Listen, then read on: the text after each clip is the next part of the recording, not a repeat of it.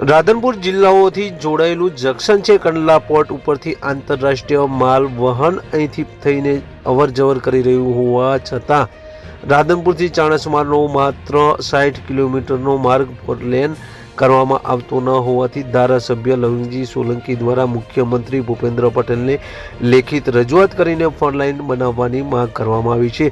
ધારાસભ્ય દ્વારા મુખ્યમંત્રીને પત્રમાં જણાવ્યું છે કે રાધનપુરથી ચાણસ્માનો 60 કિલોમીટરનો માર્ગ રાજકીય ધોરીમાર્ગ 55 છે। રાધનપુરથી ચાણસ્માનો 32 કિલોમીટરનો માર્ગ ફોર લાઇન બની રહ્યો છે। મહેસાણાથી અમદાવાદનો માર્ગ ફોર લાઇન છે। કંડલાથી રાધનપુર થઈને પાલનપુરનો માર્ગ ફોર લાઇન છે। રાધનપુરથી ચારે બાજુએ જે માર્ગો આવેલા છે તે તમામ માર્ગો ફોર લાઇન છે। માત્ર રાધનપુરથી ચાણસ્માનો 60 કિલોમીટરનો જે માર્ગ છે તે ફોર લાઇન નથી, જેથી કંડલા અને વાવ સુઈગામ બાજુએ તમામ વાહન વ્યવહાર રાધનપુરથી ચાણસ્મા રોડ ઉપરથી પસાર થાય છે।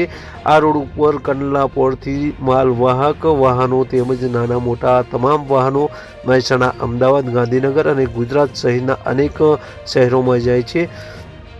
રાધનપુરથી ચાણસ્માનો રોડ ફોર લાઇન કરવામાં આવે તો કચ્છ જિલ્લા, બનાસકાંઠા જિલ્લા, પાટણ રોડ ફોર લાઇન કરવામાં આવે તો તેનો લાભ તમામ જિલ્લાઓને મળી શકે તેમ છે। આ રીતે રાધનપુર લવિંગજી ઠાકોરે આ રીતે ભૂપેન્દ્ર પટેલને લેખિતમાં રજૂઆત કરવામાં આવી છે। ત્યારે આ રોડ ક્યારે ફોર લાઇન બને છે અને મંજૂરી આપશે કે નહીં તે આવનાર સમય બતાવશે, પરંતુ હાલ તો ધારાસભ્ય શ્રી દ્વારા ચાણસ્માથી રાધનપુરનો જે હાઈવે છે તે ફોર લાઇન બનાવવા માગણી કરવામાં આવી છે। ક્રાઇમ આવાજ રાધનપુર।